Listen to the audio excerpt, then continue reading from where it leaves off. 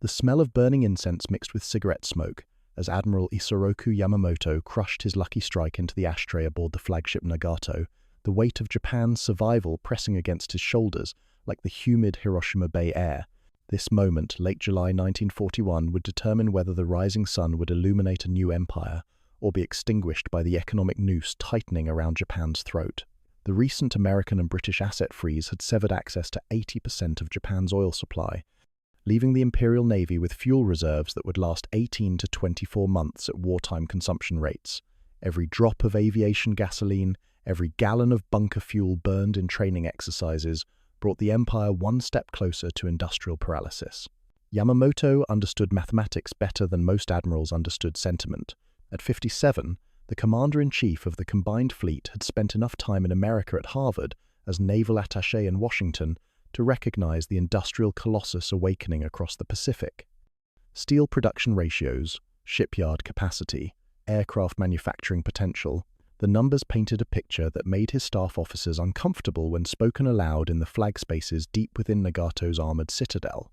The admiral's weathered fingers traced routes across the plotting table's blue-green surface, feeling the smooth texture of the painted ocean that separated Japan from Pearl Harbor.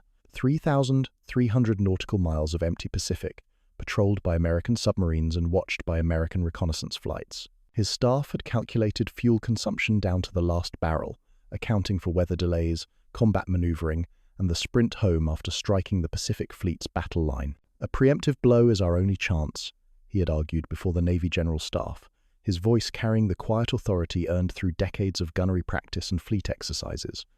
6 to 12 months to seize the southern resource areas while America recovers from the shock. The southern operations would target the oil-rich Netherlands, East Indies, British Malaya, and American Philippines, 65 million barrels per year of crude oil capacity that could sustain Japan's war machine indefinitely. But Navy General Staff Chief Osamu Nagano remained unconvinced. The cautious admiral feared the logistical complexity of a Hawaii strike, the risk of losing Japan's elite carrier pilots in a single gamble, the possibility of awakening American industrial fury without delivering a knockout blow.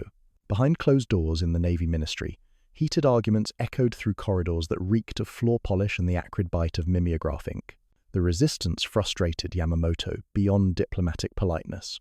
During one particularly tense staff meeting, with charts scattered across mahogany tables and the tick of ships' chronometers marking precious time, he delivered an ultimatum that shocked even his closest advisors.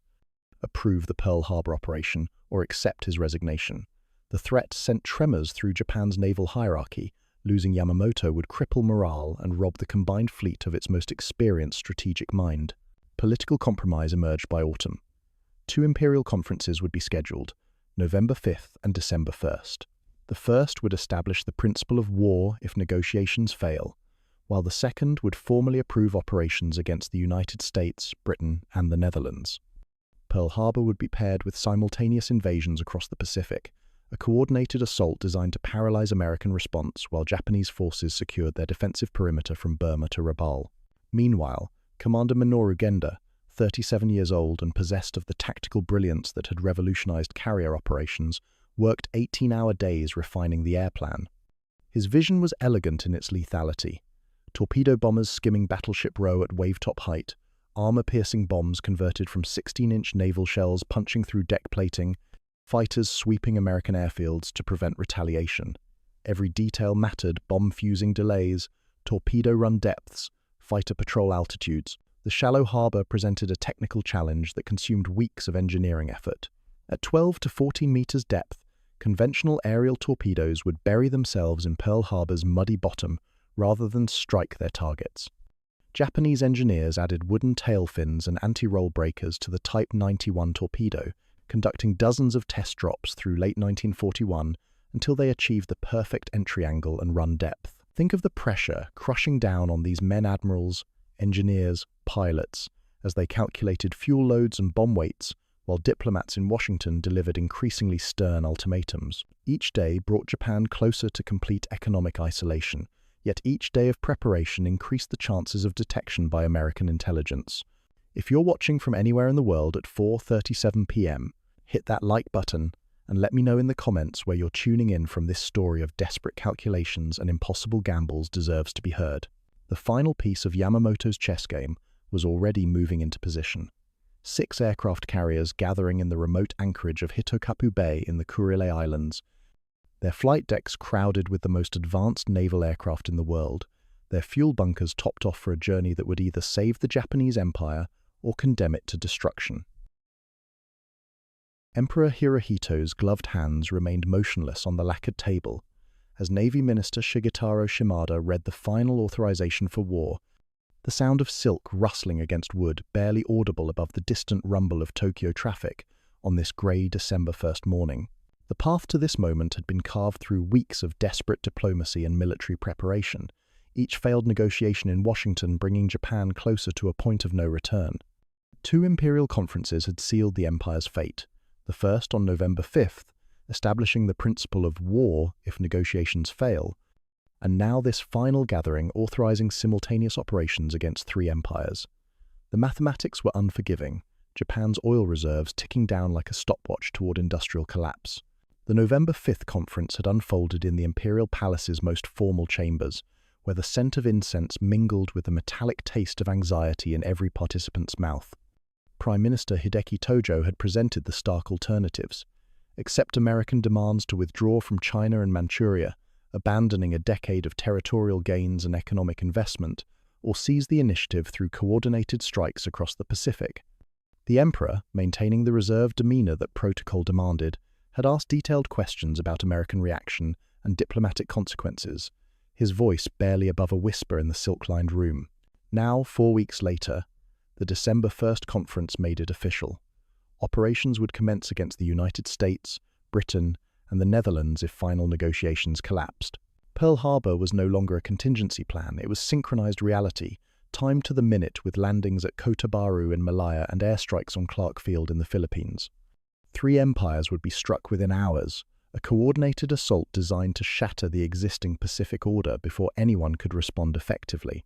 Admiral Yamamoto received the authorization aboard Nagato with the grim satisfaction of a gambler who had finally convinced the House to accept his impossible bet. The combined fleet had spent months refining every detail of the operation. Commander Genda's air plan was a masterpiece of tactical coordination. The first air fleet would muster 6 aircraft carriers: Akagi, Kaga, Soryu, Hiryu, Shokaku, and Zuikaku, escorted by 2 fast battleships, 2 heavy cruisers, 9 destroyers, and 3 precious tankers. 31 ships carrying Japan's most advanced naval aviation capability toward a target that represented either salvation or national suicide. The strike package totaled 353 aircraft divided between 2 waves: Type 97, Kate torpedo and level bombers, Type 99 Val dive bombers, and the legendary A6M0 fighters that had already proven their superiority over China. The first wave would carry 183 aircraft, emphasizing torpedo attacks on Battleship Row and high-level bombing with armor-piercing weapons. The second wave of approximately 170 aircraft would focus on airfields and any ships that survived the initial onslaught. Training had been relentless through the autumn of 1941. Pilots practiced coordinated multi-carrier launches until deck crews could clear a flight deck in 15 minutes per carrier, using flag semaphores and klaxon gongs to choreograph 15 to 20-second launch intervals. The coordination required was unprecedented. No other navy had yet mastered massed carrier operations at this scale, but Japanese naval aviation had been honed through years of combat over China and endless exercises in the confined waters around the home islands. Technical preparation consumed thousands of man-hours. Armorers wrestled 800-kilogram bombs converted from 16-inch naval shells across oil-slick decks, using chain hoists and brute strength to load the massive weapons. These Type 99 No. 80 Mark V armor-piercing bombs were designed to punch through 3 to 5 inches of deck plating before detonating in machinery spaces, the killing blow that would paralyze American battleships beyond repair. Torpedo crews hand-painted tail markings on their weapons. Each Type 91 torpedo fitted with the wooden nose caps and stabilizing fins that would allow them to run at 10 meters depth in Pearl Harbor's shallow water. The modifications had been tested dozens of times in Japanese coastal waters, engineers calculating the perfect entry angle to prevent the weapons from burying themselves in harbor mud. The cultural dimension added weight to technical preparation. Pilots wore hachimaki headbands inscribed with prayers for victory, their flight suits stiffened by salt spray from endless training flights over the North Pacific. Many carried Senninbari thousand-stitch belts sewn by women's groups, believing the accumulated prayers would protect them in combat. Shinto blessings were conducted before departure, ship shrines receiving offerings for safe return in rituals that fused state religion with naval esprit de corps. Weather became a weapon in the final planning stages. Meteorologists tracked a cold front moving across the North Pacific, providing cloud cover that would shield the task force's approach while breaking into clear bombing light over Oahu on the target date. This meteorological luck could not be guaranteed, but Japanese planners had chosen their timing to maximize the chances of tactical surprise. On December 2nd, Tokyo time, the final code order crackled across naval radio circuits. Niitaka Yama Nobor 1208. Climb Mount Niitaka 12-8. The reference to Japan's highest peak in Taiwan carried symbolic weight beyond its practical meaning, signaling that hostilities would commence on December 8th Japanese time, December 7th in Hawaii. Every ship captain, every flight leader, every torpedo bomber pilot now knew that war was inevitable. Imagine the pressure building in Admiral Nagumo's chest as he read that final message, knowing that 31 ships and their crews were committed to a course that would either establish Japanese dominance in the Pacific or trigger the industrial fury of a nation with 10 times Japan's steel production. Capacity. The Kido Butai had already vanished into the grey immensity of the North Pacific, maintaining radio silence as they followed their carefully plotted course toward a rendezvous with history that would reshape the world in ways none of them could fully comprehend. Ice crystals formed on the binoculars of lookout seaman Tanaka as he scanned the grey horizon from Akagi's bridge wing, the wind-driven spray freezing on his face, while 31 ships of the Kido Butai dissolved into the North Pacific's winter fury. November 26th, 1941 marked the point of no return, the moment when Japan's most powerful naval force vanished from friendly waters and committed itself to a 3,300 nautical mile. The journey that would either establish a new Pacific order or trigger the Empire's destruction. The weather front that meteorologists had tracked across the ocean now embraced the task force like a protective shroud, providing the cloud cover and rough seas that would hide their approach from American patrol aircraft and merchant shipping. Admiral Chuichi Nagumo stood on Akagi's flag bridge, feeling the carrier's steel deck plates vibrate beneath his feet as the massive ship's turbines drove her through 12-foot swells at 24 knots. The 54-year-old torpedo specialist had been chosen to command this unprecedented operation despite his cautious nature, or perhaps because of it. High Command wanted a steady hand, not a reckless glory seeker, to guide 6 irreplaceable aircraft carriers through the most dangerous gamble in naval history. Behind Akagi steamed the pride of Japanese naval aviation, Kaga, with her distinctive funnel arrangement, the sisters Soryu and Hiryu, cutting through the swells with their graceful lines, and the newest additions Shokaku and Zuikaku representing the latest in carrier design. Each flight deck was crowded with aircraft lashed down against the rolling seas. Zeros with their wings folded, Kate torpedo bombers secured by multiple tie-down points, Val dive bombers arranged in precise rows that maximized deck space utilization. The escort force provided both protection and logistical support crucial to the operation's success. Fast battleships Hiei and Kirishima could engage any American cruisers that might intercept the task force, while heavy cruisers Tone and Chikuma carried the long-range float planes that would scout Pearl Harbor on the morning of the attack. 9 destroyers screened against submarine threats, their sonar operators listening intently through the ocean's background noise for the distinctive sound signatures of American boats. Most critical to the operation's feasibility were 3 fleet tankers that would keep the task force fueled during its marathon approach. The fuel calculations were desperately tight. 6 carriers required multiple underway refuelings from these precious oilers, and a sprint home after the strike would leave minimal margin if American carriers appeared to contest the withdrawal. Every gallon of bunker fuel, every drum of aviation gasoline had been calculated to the last decimal point. Maintaining radio silence imposed its own psychological strain on the task force. Ships that normally chattered constantly across tactical frequencies now communicated only through flag hoists and signal lamps, their radio rooms sealed and transmitters physically disconnected. The silence felt unnatural to crews accustomed to the constant flow of weather reports, navigation updates, and administrative messages that bound the combined fleet together across thousands of miles of ocean.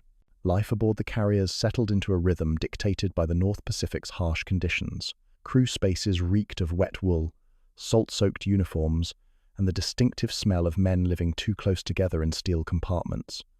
Meals consisted of rice, pickles, and miso broth served at pre-dawn in mess spaces that rolled with each swell, sending bowls sliding across metal tables. Flight suits grew stiff with accumulated salt spray, and hammocks were crammed into compartments that smelled of steel and lubricating oil. The submarine screen had already taken position around Oahu, 27 I-class boats forming a reconnaissance and attack net designed to catch any American ships that escaped the airstrike. Most unusual were 5 midget submarines, the Kohioteki, each carrying 2 torpedoes and a crew of 2 volunteers who understood their mission was likely one way. These 81-foot craft would attempt to penetrate Pearl Harbor itself, striking targets from within the anchorage while the air attack developed overhead. Ensign Kazuo Sakamaki commanded one of these midget submarines, his 23-year-old face betraying no emotion as he reviewed attack procedures with his crewmen. The young officer had volunteered for what everyone understood was a suicide mission, accepting the probability of death or capture as the price of striking a decisive blow against American naval power. His submarine would become the first shot of the Pacific War, though not in the way he intended. Weather remained both ally and enemy. As the task force pushed eastward, the cold front that concealed their approach also made refueling operations treacherous, with tankers and carriers maneuvering alongside each other in heavy seas while fuel hoses snaked between rolling ships. Deck crews worked in freezing spray to rig and tend the connections, knowing that a single mistake could strand the entire operation without sufficient fuel to reach Pearl Harbor. Navigation demanded constant attention in conditions where celestial shots were impossible for days at a time.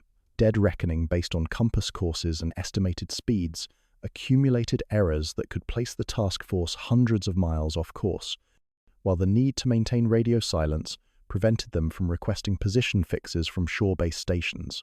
Each ship's navigator worked with grease pencils on plexiglass plotting boards, calculating drift and set, while accounting for the North Pacific's unpredictable currents.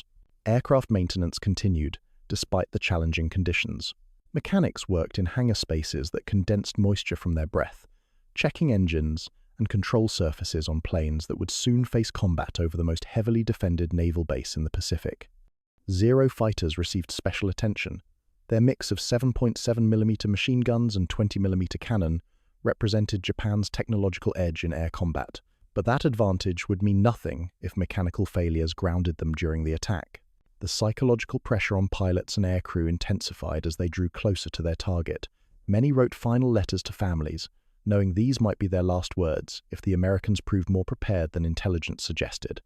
Others found solace in the rituals that connected them to home Shinto prayers whispered in empty ready rooms, good luck charms sewn into flight suits, photographs of wives and children tucked into map cases. Training continued even in the harsh conditions, with aircrew studying recognition photographs of American warships and reviewing attack procedures in ready rooms that reeked of aviation fuel and electrical equipment. The target list was etched into every pilot's memory: battleships along Ford Island's eastern shore, cruisers and destroyers scattered throughout the harbor, aircraft parks at Wheeler Field, Hickam Field, and the naval air stations. Picture yourself crammed into one of those steel coffins, feeling the endless roll and pitch while knowing that each mile eastward brought you closer to either glory or annihilation, with no possibility of turning back once the die had been cast. Unknown to the Japanese airmen reviewing their final approach routes, a destroyer named Ward was already steaming through Pearl Harbor's entrance channel, her crew unaware they would fire the first American shots of the Pacific War in less than 10 days. Commander Mitsuo Fuchida tasted bile in his throat as his Kate bomber crested the Kulau Mountains at 7:48 on the morning of December 7th, the sight below transforming his months of planning into a reality that made his hands tremble on the control stick. The final approach had unfolded with mechanical precision through the pre-dawn darkness. At 600 miles north of Oahu, the Kido Butai had turned into the wind and commenced launching operations in seas that rolled the massive carriers like toys. Flight deck crews had worked by the light of hooded lamps, their faces illuminated in brief red flashes as they guided aircraft into takeoff positions. The smell of aviation gasoline, mixed with salt spray, and the acrid bite of exhaust fumes as engines warmed in the frigid air. Fuchida had lifted off from Akagi at 6:15 a.m., leading the first wave of 183 aircraft toward a target that lay 230 miles to the south. 40 torpedo bombers flew in tight formations behind him, their crews breathing oxygen that tasted of rubber and metal through masks that fogged with each exhalation. 49 high-level bombers carried the massive armor-piercing bombs converted from 16-inch naval shells, their fuselages groaning under the weight of 800-kilogram weapons designed to punch through battleship armor. 51 dive bombers would strike secondary targets, while 43 Zero fighters provided escort and airfield suppression. The weather had proven perfect for their approach, clear skies over the target, with unlimited visibility, yet broken clouds at altitude that concealed the strike formation until the final moments. Below them, Oahu's green mountains gave way to the blue expanse of Pearl Harbor, where white buildings dotted Ford Island and the geometric lines of Battleship Row stretched along the eastern shore like a child's model fleet. But the first shots of the Pacific War had already been fired 90 minutes earlier. At 6:37 a.m., the destroyer Ward had encountered one of the 5 midget submarines attempting to penetrate Pearl Harbor. Lieutenant William Outerbridge had ordered his ship to attack the partially submerged contact, scoring a direct hit with a 4-inch shell that sent the tiny submarine to the bottom with its crew of 2 volunteers. The warning message transmitted to headquarters had failed to trigger a full alert, a communication breakdown that preserved the element of surprise for Fuchida's approaching armada. From his cockpit, Fuchida could see the entire target spread below him like a detailed intelligence photograph. 8 battleships rode at anchor along Ford Island's eastern shore, their grey hulls reflecting the morning sun. Nevada lay alone at the northern end of Battleship Row, while Arizona and Vestal were moored together, followed by Tennessee inboard of West Virginia, Maryland inboard of Oklahoma, and California at the southern end. Pennsylvania sat in dry dock number 1 at the Navy Yard, partially concealed by scaffolding and work platforms. The absence of aircraft carriers struck him like a physical blow. Enterprise, Lexington, and Saratoga were not in port. The 3 ships that represented America's most dangerous naval capability had escaped the trap. This intelligence failure would haunt Japanese planning, but there was no time to adjust the attack plan now. The battleships would have to suffice as primary targets. Fuchida keyed his radio transmitter and sent the prearranged code that would electrify the combined fleet. Tora, Tora, Tora, Tiger, Tiger, Tiger, indicating that complete tactical surprise had been achieved. The signal crackled across the Pacific to Admiral Yamamoto aboard Nagato, confirming that months of planning and preparation had delivered the Japanese strike force undetected to their target. The torpedo bombers broke away from the main formation and descended toward wave-top height, their pilots reducing throttles to minimize engine vibration that might throw off their aim. Flying at 90 to 110 knots, they approached their targets from multiple directions to overwhelm defensive fire. Each pilot had memorized the approach routes that would bring them to optimal torpedo release points 700 to 1,000 meters from their assigned targets. Lieutenant Junichi Goto led his squadron toward the northern end of Battleship Row, the roar of his Nakajima engine mixing with the whistle of wind through his open cockpit. Below him, Pearl Harbor's waters appeared brown and oily in the morning light, disturbed only by the wakes of small craft moving between anchorages. The harbor seemed peaceful, almost sleepy, with no indication that anyone suspected what was about to unfold.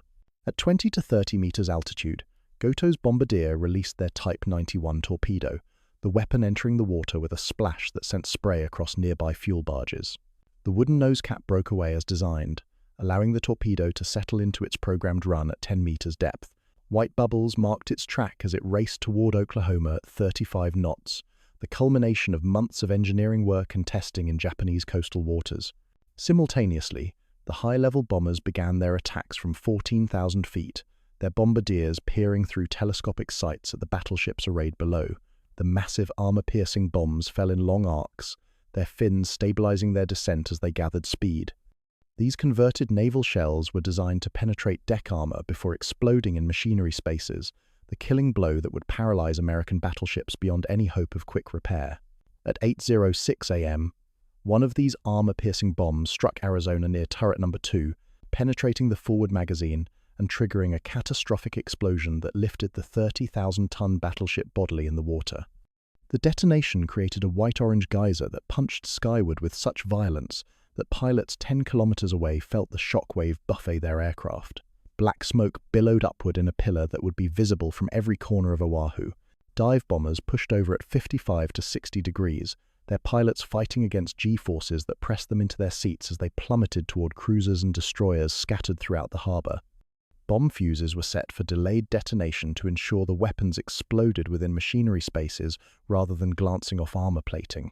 The shriek of diving aircraft mixed with the thunder of explosions. As the coordinated attack reached its crescendo, Zero fighters swept across the airfields at Wheeler, Hickam, Ford Island, Kaneohe, and Bellows, their machine guns and cannon bursting fuel drums and shredding parked aircraft. Rows of P-40 fighters and B-17 bombers became twisted metal and burning gasoline under the strafing attacks, eliminating any possibility of immediate American retaliation. The paper feel of American aircraft surprised Japanese pilots accustomed to more robust construction, their rounds tearing through aluminum and fabric with devastating effect. From his command position above the chaos, Fuchida watched the attack plan unfold with mechanical precision. Torpedo wakes converged on Oklahoma and West Virginia, like white lines etched on brown water, followed by the black eruptions of multiple hits that sent both battleships listing to port. The ladder pattern of torpedo tracks became clearly visible from altitude, each weapon seeking its target with the reliability of months of training and technical preparation. The sweet, sour stench of burning paint and fuel oil drifted upward into open cockpits as pilots circled to assess damage and select secondary targets. Arizona's explosion had created a column of smoke and flame that towered above Ford Island, while West Virginia and Oklahoma were already listing heavily from multiple torpedo hits. California was settling by the stern, and Nevada was attempting to get underway despite damage from both bombs and torpedoes.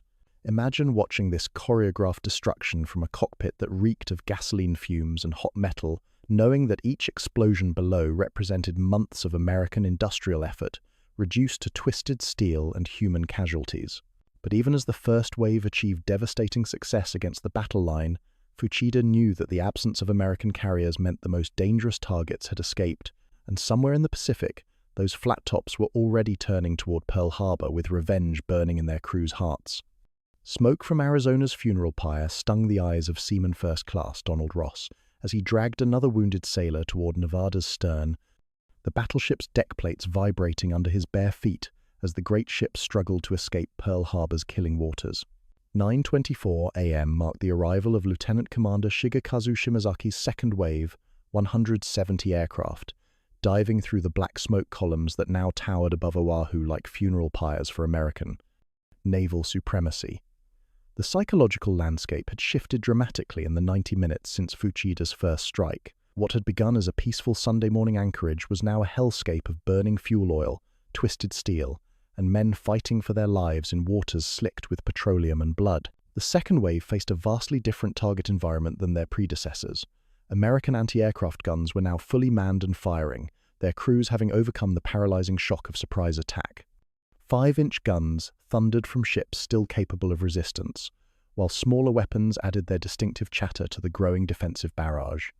Tracers streaked upward through smoke and flame, creating deadly geometries of light that Japanese pilots had to navigate while selecting targets and executing attack runs.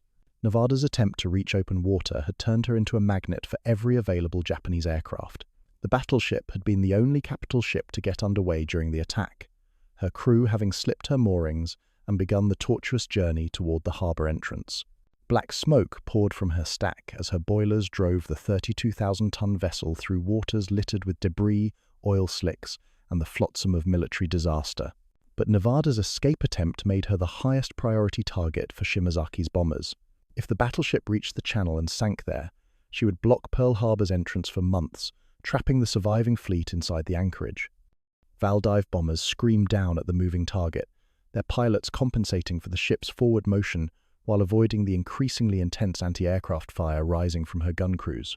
Bomb after bomb crashed into Nevada's superstructure and main deck, each hit adding to the growing list of casualties and damage. The ship's hospital corpsmen worked in conditions that resembled a medieval nightmare, wounded men screaming in pain while medical supplies ran short, and the deck itself became a weapon as each bomb hit sent shrapnel ricocheting through enclosed spaces. Seaman Ross, and dozens like him, formed human chains to evacuate wounded from forward compartments, their shoes slipping on deck plates made treacherous by blood and firefighting water. The beaching of Nevada at Hospital Point prevented the channel blockage, but marked another tactical victory for the Japanese attackers. The great battleship's grounding sent shockwaves through American naval leadership. demonstrating that even a ship attempting to escape could be hunted down and neutralized by coordinated air attack. Her crew continued fighting their guns even as the ship settled onto the muddy bottom, maintaining fire against aircraft that continued to strafe and bomb their positions. Meanwhile, the systematic destruction of American air power continued across multiple airfields. At Wheeler Field, P-40 Warhawks that had survived the first wave's strafing attacks became targets for the second wave's dive bombers. Hangar fires sent columns of smoke skyward, while aviation gasoline storage tanks detonated in orange fireballs that could be seen from 20 miles away. The acrid smell of burning aluminum, mixed with high-octane fuel, created a toxic atmosphere that burned the lungs of anyone attempting rescue operations. Only a handful of American fighters managed to get airborne during the entire attack. Lieutenants George Welch and Kenneth Taylor succeeded in reaching their P-40 fighters at Haleiwa Field, taking off without authorization and engaging Japanese aircraft in the only meaningful aerial combat of the day. Their four-plane section shot down several attackers, but their isolated success only highlighted how completely the Japanese had achieved air supremacy over Oahu. The rising intensity of anti-aircraft fire marked the key difference between the first and second waves. American gun crews who had been caught completely off guard 90 minutes earlier were now fully alert and aggressively engaging any aircraft within range. The distinctive whump-whump-whump of 5-inch guns mixed with the rapid chatter of smaller weapons, creating a defensive barrage that began to exact a toll on Japanese attackers. Lieutenant Mimori Suzuki felt his Val dive bomber shudder as anti-aircraft fragments peppered his aircraft during the attack on Ford Island's aviation facilities. The metallic taste of fear filled his mouth as he fought to control his damaged plane, hydraulic fluid streaming from severed lines and electrical systems failing one by one. His radio crackled with reports from other aircraft, some celebrating successful attacks, others calling for assistance or reporting battle damage that might prevent their return to the carriers. The human cost mounted on both sides as the attack reached its climax.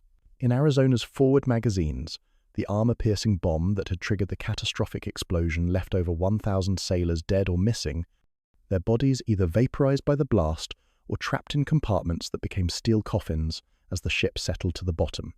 Oklahoma had capsized entirely, trapping hundreds of men inside her overturned hull, where they would pound on the steel plating for days, their desperate signals growing weaker as oxygen ran out. West Virginia's crew fought a desperate battle against progressive flooding, her damage control parties working waist-deep in oily water while trying to counter flood compartments to prevent capsizing. The ship's executive officer, Commander Roscoe Hillenkoetter, coordinated the effort while standing in rising water that tasted of fuel oil and human waste from ruptured sanitary systems. Each successful counter-flooding measure bought time for more sailors to escape, but the mathematics of damage were inexorable.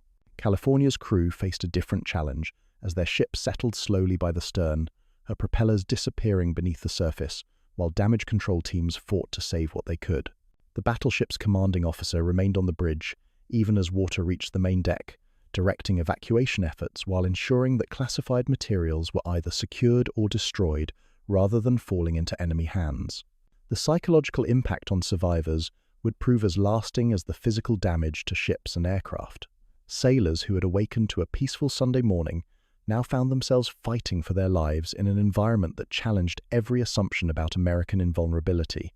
The smell of burning fuel oil, the screams of wounded men, and the sight of proud warships transformed into twisted wreckage created memories that would haunt veterans for the rest of their lives.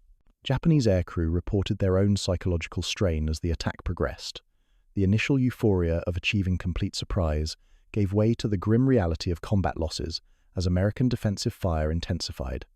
Radio chatter revealed growing concern about fuel levels, battle damage, and the challenge of finding their carriers during the return flight across 230 miles of empty Pacific Ocean.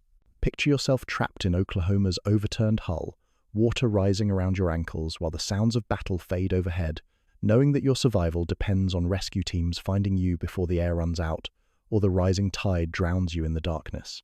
By 10:45 a.m., the second wave was withdrawing toward the northwest, leaving behind a harbor transformed into a monument to American vulnerability and Japanese tactical brilliance. But Admiral Nagumo faced the most critical decision of his naval career, whether to risk a third wave that might catch those precious American carriers returning from the open sea. Admiral Chuichi Nagumo crushed his cigarette into the ashtray on Akagi's flag bridge, the taste of tobacco and salt spray bitter in his mouth as he stared at the plotting board where red pins marked the last known positions of 3 absent American aircraft carriers. The moment demanded a decision that would either complete Japan's tactical masterpiece or reveal it as a strategic half-measure. At 10:30 a.m., with both attack waves recovered and the Kido Butai turning northwest toward home waters, staff officers presented Nagumo with options that carried the weight of empire. A third wave could be prepared within 2 hours, targeting the fuel farms that held 4.5 million barrels of precious petroleum, the dry docks that could repair damaged battleships, and the submarine facilities that sheltered America's most dangerous underwater fleet. But the absent carriers haunted every calculation. Enterprise, Lexington, and Saratoga remained somewhere in the vast Pacific, their exact locations unknown to Japanese intelligence. Each hour the Kido Butai lingered near Oahu increased the probability of encountering these flat tops with their own air groups thirsting for revenge. Nagumo had explicit orders to avoid a prolonged fight if American carriers appeared. Preserving Japan's elite naval aviation was more important than achieving tactical perfection at Pearl Harbor. The morning's success had exceeded every expectation in terms of damage inflicted versus losses sustained. 29 Japanese aircraft had been shot down with 55 aircrew killed, losses that fell well within the planning threshold of 15 to 20% for a 2-wave mass strike. All 5 midget submarines were presumed lost, their crews adding to the casualty list that would be hidden from Japanese families for weeks by naval censorship. But these losses seemed almost trivial when measured against American devastation. The harbor below still burned with the evidence of Japanese tactical brilliance. 8 American battleships were sunk or damaged, Arizona destroyed beyond any hope of repair, Oklahoma capsized with her crew trapped inside, West Virginia and California sunk in the shallow harbor mud, Nevada beached at Hospital Point, and Tennessee, Maryland, and Pennsylvania suffering varying degrees of damage. 188 American aircraft lay twisted and burning across multiple airfields, their aluminum carcasses marking the completeness of Japanese air supremacy over Oahu. Human casualties told an even starker story. American dead numbered 2,403, with 1,178 wounded, many of them burned beyond recognition by the fires that continued to rage throughout Pearl Harbor. The psychological impact would prove even more lasting. The myth of American invulnerability had been shattered in 90 minutes of coordinated destruction, replaced by the reality that modern warfare could reach across the Pacific to strike the heart of American naval power. Yet Nagumo understood what his euphoric pilots could not. The most critical targets had escaped untouched. The massive fuel farms that supplied the Pacific Fleet remained intact, their contents sufficient to keep American ships operational for months. The dry docks that could restore damaged battleships to fighting condition showed no signs of damage from either attack wave. Most critically, the submarine base that harbored America's most effective long-range striking force had been virtually ignored in favor of the more dramatic battleship targets. Commander Minoru Genda, architect of the air plan that had achieved such devastating success, argued passionately for the third wave. His tactical analysis was irrefutable. Destroying the fuel storage and repair facilities would paralyze American recovery efforts for months, potentially extending Japan's window of opportunity from 6 months to over a year. The infrastructure targets were stationary, heavily defended, but predictable, and their destruction would complement the morning's success by eliminating America's ability to sustain fleet operations from Pearl Harbor. But Nagumo's caution reflected a deeper strategic reality that Genda's tactical brilliance could not overcome. Japanese naval aviation represented an irreplaceable national asset that had taken decades to develop. The 6 carriers of the Kido Butai and their highly trained aircrew were Japan's only means of projecting power across the Pacific distances that separated the home islands from their conquered empire. Risking these assets for additional tactical gains at Pearl Harbor might compromise the entire southern offensive that was already unfolding across Southeast Asia and the Philippines. The fuel calculus added weight to Nagumo's reluctance. The task force had barely sufficient petroleum to reach home waters if forced to fight a running battle with American carriers. A third wave would consume precious aviation gasoline and delay the withdrawal by several critical hours, increasing the probability of contact with Enterprise or Lexington as they raced back from their training missions.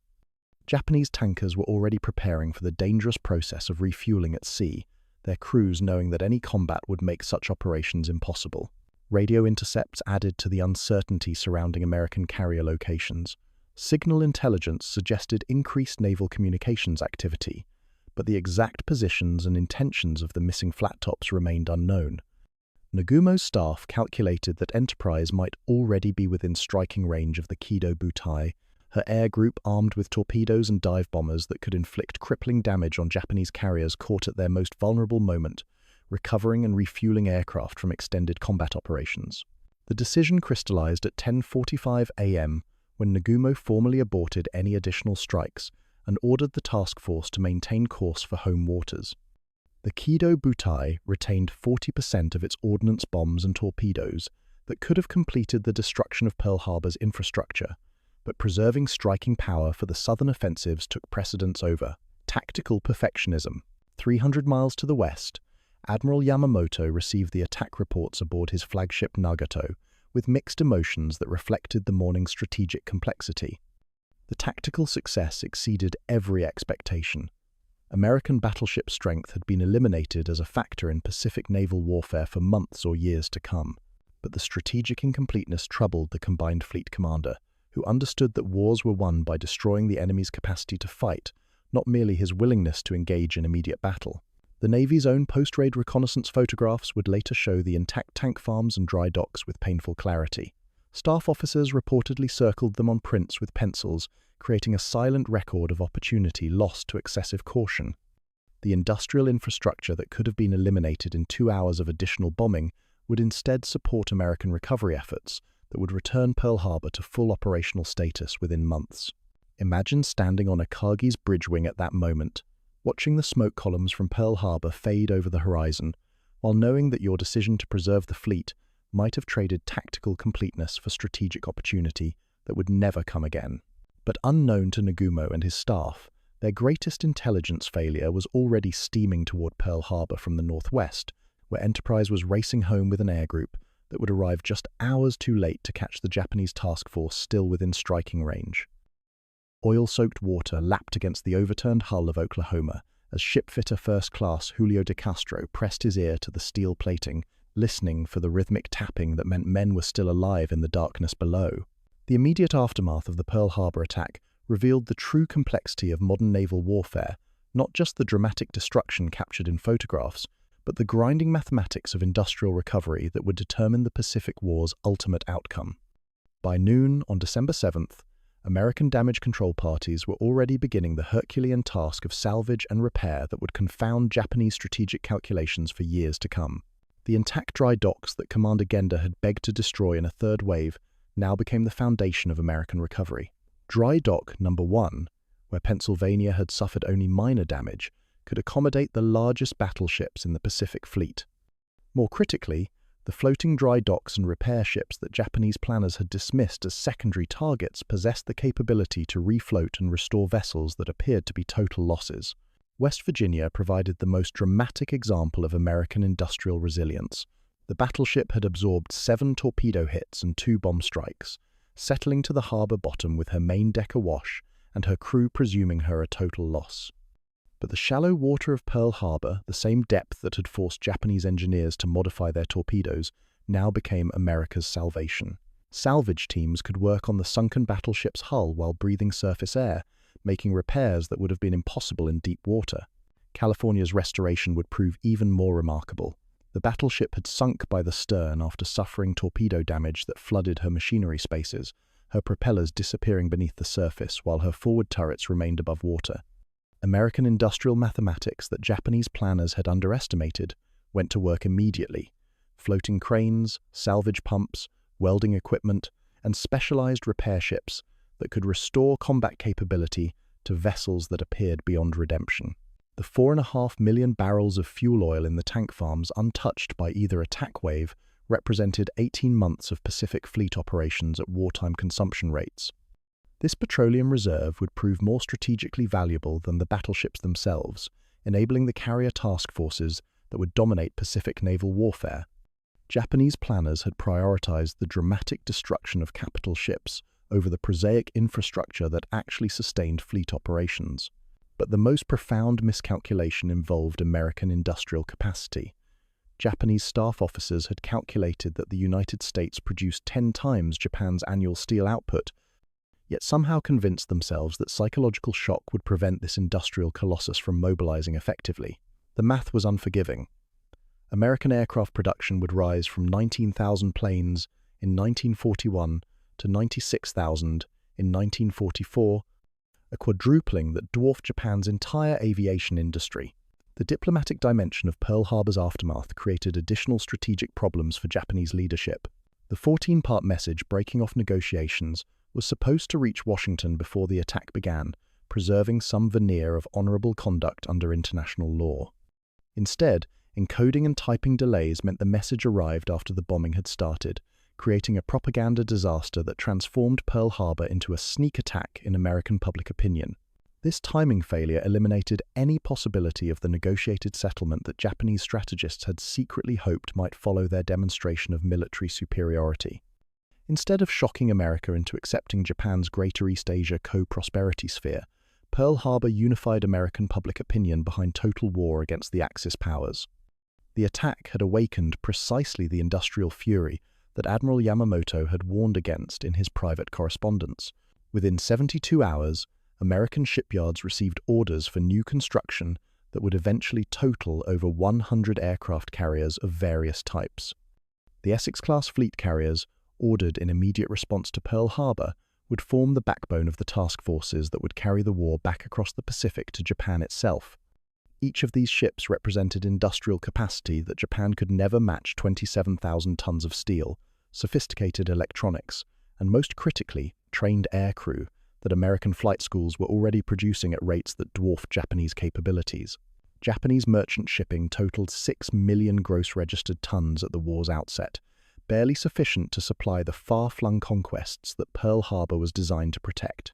The southern operations would add thousands of miles of vulnerable supply lines, stretching from Burma to the Central Pacific, creating targets for the American submarine force that had been virtually ignored during the Pearl Harbor attack. The submarine base's intact facilities would support the boat crews who would eventually strangle Japanese logistics throughout the Pacific. Admiral Yamamoto absorbed these strategic realities aboard Nagato, with the grim understanding that his tactical masterpiece had failed to achieve its strategic objectives. His often-quoted concern about awakening a sleeping giant reflected not post-war revisionism, but contemporary fear that Pearl Harbor had triggered American industrial mobilization without eliminating the naval capacity to project that power across the Pacific. The cultural dimension of American response surprised Japanese observers, who had expected psychological collapse following the destruction of Battleship Row. Instead, Pearl Harbor became a rallying cry that unified a previously divided nation behind total war. Remember, Pearl Harbor appeared on posters, in newspaper headlines, and in recruiting slogans that channeled American industrial energy toward weapons production on a scale that Japanese planners had never seriously considered possible. Recovery efforts at Pearl Harbor itself demonstrated American technical capabilities that Japanese intelligence had systematically underestimated. Salvage operations on Oklahoma required engineering solutions that pushed the boundaries of marine technology, cutting access holes through armored hulls, installing pumping systems in flooded compartments, and coordinating lift operations that involved multiple floating cranes working simultaneously. The men trapped inside the overturned battleship provided immediate motivation, their tapping on steel bulkheads growing fainter as oxygen ran out and water levels rose. The human dimension of recovery matched the technical challenges. Hospital ships and medical facilities on Oahu dealt with burn casualties on a scale that overwhelmed existing capacity, forcing doctors to perform triage decisions that would haunt them for decades. Sailors pulled from burning fuel oil required skin grafts and plastic surgery techniques that were still experimental, their treatment pioneering medical procedures that would benefit thousands of wounded servicemen throughout the Pacific War. Psychological trauma proved as challenging to treat as physical wounds. Sailors who had watched their shipmates die in Arizona's magazine explosion, or Oklahoma's capsizing exhibited symptoms that military medicine was only beginning to understand. The concept of combat fatigue was still evolving, but Pearl Harbor's survivors displayed the full spectrum of what would later be recognized as post-traumatic stress disorder. The speed of American recovery astounded even optimistic projections. Within 6 months, Pearl Harbor was operating at higher capacity than before the attack. Its facilities expanded and modernized to support the massive fleet construction program already underway in American shipyards. Japanese reconnaissance flights when they could penetrate increasingly effective air defenses, the reported bustling activity where they had expected continued devastation. Think of Admiral Nagumo reviewing these intelligence reports in his sea cabin, realizing that his decision to preserve the Kido Butai's striking power had traded tactical completeness for strategic failure, as American industry transformed Pearl Harbor from a symbol of defeat into the foundation of inevitable victory.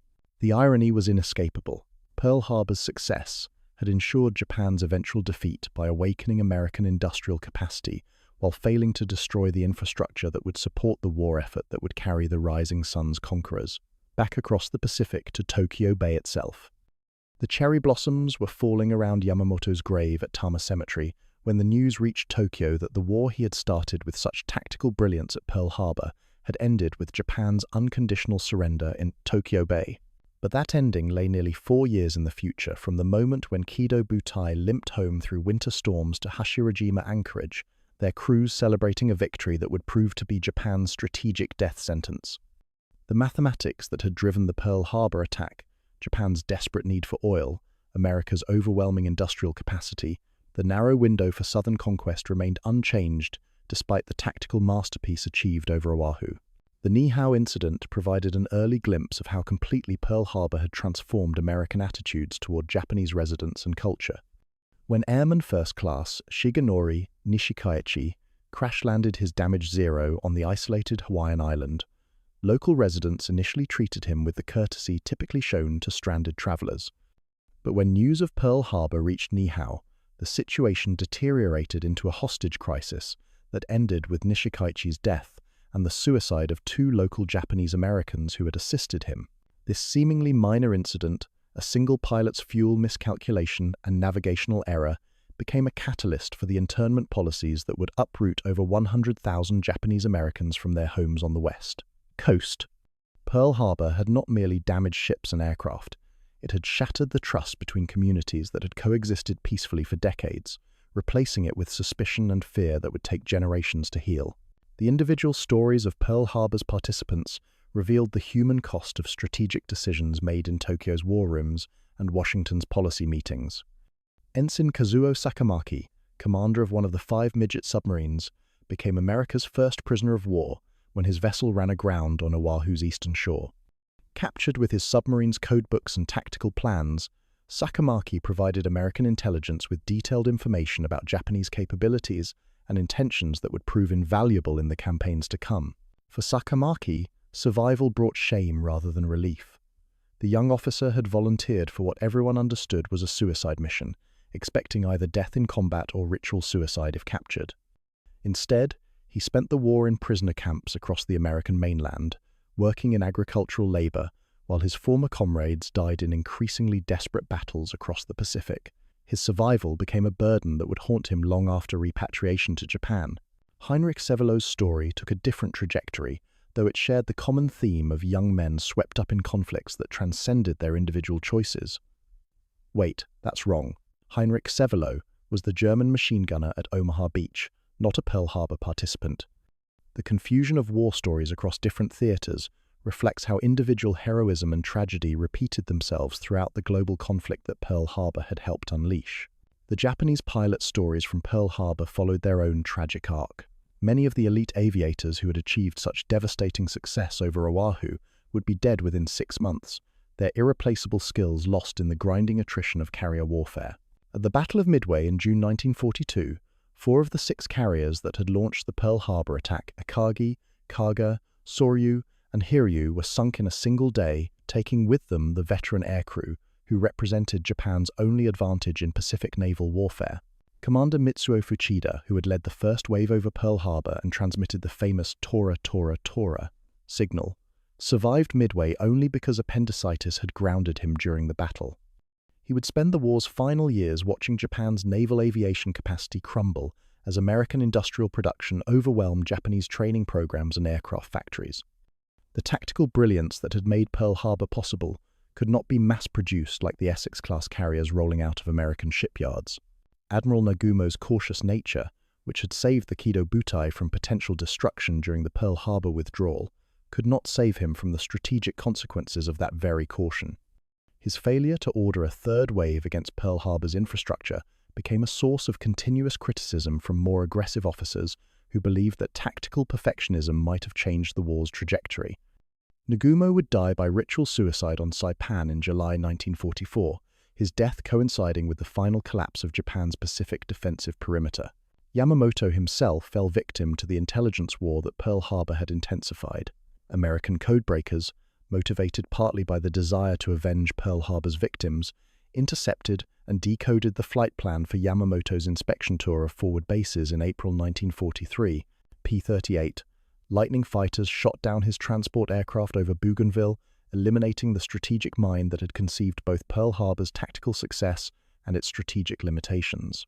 The industrial mathematics that had driven Japanese strategy proved even more punishing than Yamamoto's most pessimistic estimates. American aircraft production reached 96,000 planes in 1944, while Japan's entire aviation industry struggled to produce 20,000 aircraft annually. More critically, American pilot training programs were graduating aircrew at rates that Japanese schools could never match, replacing combat losses with competent aviators, while Japan increasingly relied on undertrained volunteers flying obsolescent aircraft. The submarine warfare that Pearl Harbor had failed to preempt became Japan's logistical nightmare. American boats operating from the intact submarine base at Pearl Harbor and forward bases across the Pacific sank over 60% of Japanese merchant shipping, strangling the supply lines that connected Japan's home islands to the resource-rich conquests that Pearl Harbor had been designed to protect. The oil from the Netherlands East Indies that had motivated the entire Pacific War never reached Japanese refineries in sufficient quantities to matter. American shipbuilding capacity, untouched by Pearl Harbor's focus on combat vessels, produced Liberty ships and escort carriers at rates that dwarfed Japanese construction. The United States launched more naval tonnage in 1943 alone than Japan had built in the previous 2 decades, creating the maritime logistics capacity that would support amphibious assaults across the Pacific from Guadalcanal to Okinawa. The strategic irony became inescapable as the war progressed. Pearl Harbor's tactical success had ensured Japan's strategic defeat by awakening American industrial capacity without eliminating the infrastructure needed to project that power across the Pacific. The fuel farms, dry docks, and repair facilities that Nagumo had preserved through his caution became the foundation for the American advance that would end with Japanese surrender in Tokyo Bay. Cultural factors that Japanese planners had dismissed proved equally decisive. American industrial workers, motivated by Remember Pearl Harbor propaganda, exceeded production quotas that seemed impossible to Japanese observers accustomed to resource-constrained manufacturing. The psychological shock that Pearl Harbor was supposed to inflict on American civilian morale instead generated a determination to achieve total victory regardless of cost. The human cost of this strategic miscalculation fell most heavily on the Japanese people, who endured escalating bombing campaigns, economic blockade, and finally nuclear attack as American forces closed the ring around the home islands. Pearl Harbor had been intended to spare Japan the agony of total war by forcing a negotiated settlement. Instead, it guaranteed that the conflict would continue until one side achieved complete victory or suffered complete defeat. Imagine standing in the ruins of Hiroshima in August 1945, understanding that the path to this devastation had begun with the first torpedo dropped at Pearl Harbor, each tactical success leading inevitably to strategic catastrophe through the inexorable mathematics of industrial warfare. The final accounting revealed Pearl Harbor's true legacy, a tactical masterpiece that achieved everything its planners intended except the strategic objective that mattered most, proving that in modern warfare, the capacity to sustain production ultimately trumps the ability to achieve surprise, no matter how perfectly executed or dramatically successful.